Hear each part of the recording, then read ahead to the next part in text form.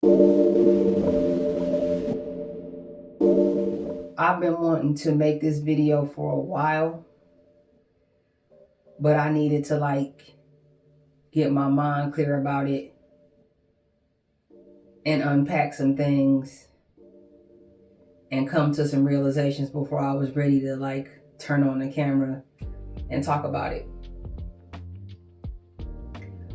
I'm a spender.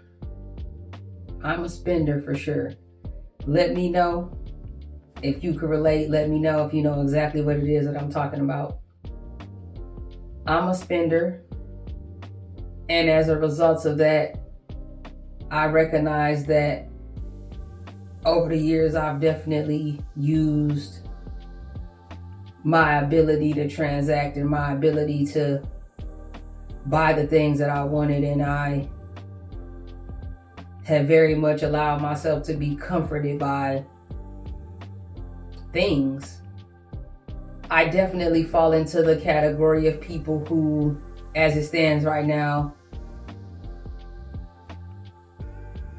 I probably make more money than it seems like, and I do really well. It's not an issue for me at all. I'm extremely, grateful, and I'm very well taken care of. I work hard, and, I've had to work my way up over the years to get to the point where I am right now, but I'm extremely grateful. Like I said, I don't have any problems as far as being able to provide. Even in these trying times, I find ways to kind of cut my overhead. But if you're able to cut your overhead, or if you have your life set up in a way where you can do so at a savings, but then with the disposable income that you have, you're just spending more of it, then you're not really maximizing that. So I've been in that position too. So I'm in a place now where I'm recognizing, fiscally, where I can be a lot more frugal, where I can cut back a bit. And I know this isn't a conversation that's necessarily sexy. This isn't a conversation that's necessarily fun, but it's honest and it's real. And I'm just giving you a grown woman's perspective on, working and making money and saving and investing and your overhead and entertainment and, your 401k and stuff like that. These are things that I have some experience with. And I don't at all claim to be a guru of any kind, or I'm not the most financially literate person in the world, right? But I do know simple math. And you definitely don't want to be spending more than you make. And in hindsight, there was a time in my life where I had a now how much can I spend mindset. Whereas now I have more of a how much can I save mindset. And I ain't gonna lie, I'm gonna tell you the truth. I enjoy nice things. I enjoy making pickups. I enjoy new things. But I'm learning to better put that in perspective and make sure that I'm not using that as a coping mechanism, because I've done it. And when you're a grown woman who is out in the world, staying out of the way, making a way and providing for yourself, and you don't have anybody financially that you got to answer to, it's up to you. If you a grown man out here making it happen, going out here and getting it lawfully, I hope, but no judgment. We're not judging over here. That's not the point of this discussion. Reevaluating what is disposable income, what is extra money, because like I said, in the times that we're living in right now that are so uncertain, and we're only getting older. So I'm here to tell you that as you begin to age, so are the people around you that you love, right? So a lot of the traditions and stuff like that your aunts and uncles and big cousins and things like that were responsible for, now it's on you. People are getting older, people are under the weather, people need assistance, people pass away. So you're going to be expected to step up and make a contribution, depending on your dynamic and how your family is set up. But that's just, I never really thought about that, like when I was in my early 20s, like the fact that my parents were going to be getting older, and my aunts and uncles were going to be getting older. Their parents, my grandparents, are getting older. So it's like the onus is going to fall on you, you know, as your loved ones, your old heads, your OGs, you know, my dukes, like as your elders, like continue to age, like it's gonna fall on you. Like that's gonna be your responsibility, and that's natural. That's providing like things are following the natural order. You know what I mean? But it's just something to think about.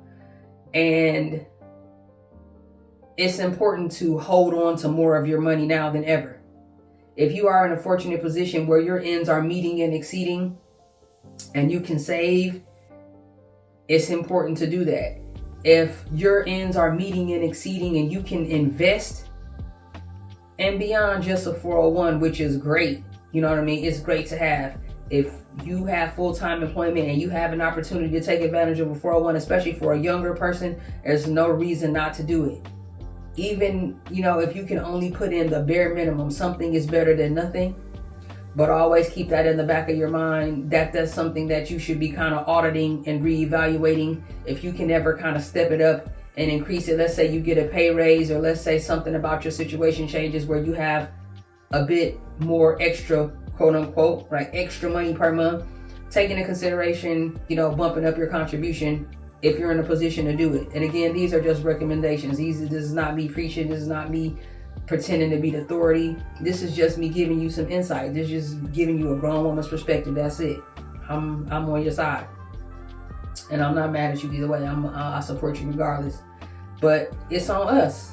You know, we're young and able-bodied now, but the same way that I'm young and able-bodied right now, my parents were 20 and 30 years ago. You understand what I'm saying? Like, time is going by faster. Look how fast December just went by. It's almost over already. I mean, 2024 as a whole kind of just flew by. But in a way, I look at that as good, because when time is going by, yes, sometimes it feels like it's going by too fast, but then there's a possibility that that means that you're being productive and that you're making things happen. Hopefully that means that you're ambitious and you're working towards your goal. You're pursuing your passions. You have a fitness goal. You have a content goal. You have a goal at work. You're in school studying to get that degree. You're about to start a business. You're saving up to buy your first house. You're saving up to buy your first car, or to buy a newer or better or more reliable vehicle for you and your family. Whatever the case may be, whatever your goal is, check your mindset. Do you have a more of a how much can I spend mindset, or is it more of a how much can I save mindset? You know, again, it's just my point of view. And just making sure that I'm not spending just to make myself feel better. Like, as of late, like, I really been holding myself down, and I've really been holding myself accountable to say, nah, B, you don't need that. Nope, we don't. You want that, but you don't need that. Okay, I see you adding that to your cart. Why is it that you're doing that? Because I could be upfront and honest and say there were even times where, like, I might have had a rough day at work, or something might have happened in the world or something, and it just made me feel better to just want to make a pickup. Like, I've done it. I feel like we've all done it. This is not a place of judgment. Like, this is just me sharing with you. Drop it down in the comment section and let me know if you know exactly what it is that I'm talking about. It could be a little thing. Now, obviously, you know, if you just spending a couple bucks here or there, maybe you go buy, you know, one new makeup item, or ladies, you might go buy yourself a brand new top. You know, fellas, if you anything like me, you when something go on, like, you want a pair of shoes. When I'm happy, I want a new pair of shoes. When I'm pissed off, I want a new pair of shoes. I got something to do, I want a new pair of shoes. I'm getting ready to get on a flight, I want a new pair. Like, that's my thing. You know, I enjoy shoes and clothes very much, but shoes for sure. Clothes, not so much, because I'm more of the mindset now, like, when you're fit, like, if you're in good shape but you got on a calm fit, to me that's better than having on designer. Because you can buy expensive clothes, but you can't buy a physique. Like, you can't buy muscle. So that's really what I've been focused on too. And me being on this fitness journey this last few months and really like trying to dial in on my high protein and really trying to see results, and I'm seeing my body change. Like I'm stronger than I've ever been. I'm able to lift heavier than I ever have. Like I'm able to do more than I've ever been able to do. Like I can see it. And when I look in the mirror, I can see it. You know, when I'm wearing my clothes, I can see the difference. It's like one of the craziest things to watch your body change. But I've been kind of looking to subsidize, if you will, or supplement that need I have to make a new pickup with, I'm trying to channel that energy into something more positive. I'm trying to put more of that into my body and my eating habits and looking to get results, you know, week after week. So just redirecting that energy. So if you know that spending is a habit of yours and you're spending out of a sense of comfort, look to redirect that energy into something else. Look, listen, it's not going to be overnight. I can tell you that now. But the first order of business is that you have to accept and recognize that that's a habit that you have, or that's a tendency that you have, is to be a spender. I'm a spender. You know, I don't have any children or anything like that. And, you know, it's just me.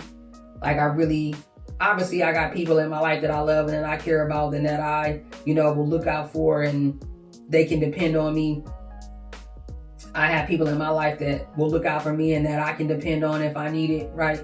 But for the most part, on a day-to-day basis, like I'm my responsibility. I don't have any children and I'm not in a relationship right now. So idle time. And that's another reason why, you know, content is so important to me and I find such joy in it, is because it's also productive and it keeps me busy. And content is one of those things that it keeps me up and I'm always thinking about it. It keeps me busy. So I'm definitely, you know, noticing a difference for sure. I'm definitely not spending as much on things that aren't essential or aren't important. I'm trying to focus more on the day-to-day things that I need, things that are helping me reach my fitness goals. When you're looking to eat clean or eat a certain kind of way, that is definitely pricey. So that's what I was able to discover, you know, once I took the time to really evaluate it. I'm spending a lot more of my money now, like on the foods that I'm eating and certain supplements. And like I said, eating high protein can be tough. So you need supplements, you need shakes, you need little snacks, like you need things to help you reach those goals, right? So that's where a lot of my money has been going lately. A lot less on like shoes and clothes. And I'm challenging myself to make it happen with the stuff that I already have. And to be honest with you, like I don't need anything. There's nothing from a clothing perspective, from head to toe, accessory, you know, coats, seasonal, like I don't need anything. At this point, from a clothing or fashion perspective, any pickups I do, it's all I want. It's all I want. But that's just something that I wanted to share. You know, something that's been on my energy for a while. I've been wanting to make this video for a while. You know, whether 100 of you see this or 1,000 of you see this, hopefully this video helps somebody else and, you know, somebody else can relate and understand where it is that I'm coming from and how I discovered about myself that I was using spending and pickups and stuff like that to comfort me or to make me feel better. And the ritual too. It wasn't even just about the item that I'm picking up. Like I enjoy making pickups. And I think that's rooted in different things. It's definitely not fear-based. Like I don't know. I can't say for sure. I guess it's something that I'm still working on. I know why I enjoy it. I know what it does for me. But I don't necessarily know, like at its essence, how I came to discover that, or how I came to a place where I figured out, like subconsciously, that even if all else fails, like everything else is going wrong around me, you could always go pick up something. You know, you could always walk into the store. You could always, you know, jump on your laptop, see what you can see. And it's like now I'm I don't know if it has anything to do with, you know, the fact that we're going into a new year. I just think it's me just wanting to be a better version of myself and challenging myself and pushing myself and understanding that that's not a way to solve a problem. That's like a temporary fix. Just like anything can be a drug.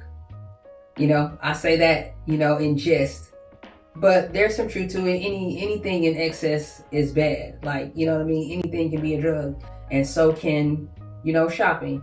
And even if you're not shopping to the point where you're living beyond your means, too much of anything will still be bad. So I just wanted to, you know, kind of just jump in front of the camera, be vulnerable, you know, give you more insight into me, just so you understand that I'm a human and I'm a person, and I've been through some things in life, and I have some perspective, and I definitely have some wisdom and some knowledge to share, right? But I don't have everything figured out. But that's why I could come to you, right? I could come to you and I could be honest and I could be open and I could talk about it.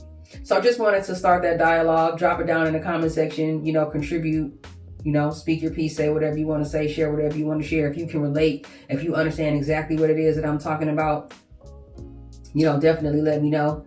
But I definitely do feel a lot better that I had an opportunity to talk about it. And it's a conversation that we can keep going. This isn't necessarily the only video that I'll ever make talking about this, but it was on my energy at the moment. So I decided to go ahead and share it. And I wanted to do that. And I'm happy that I did. I thank you so much. I thank you so much for being here with me and for listening and for taking the time. I definitely do appreciate it. It doesn't go unnoticed, and I'm grateful to you. And we'll do more of these, you know. If there's anything in particular that you want to hear, any recommendations, you know, drop it down in the comment section. Let me know. And I appreciate you and I thank you. Until next time, we out.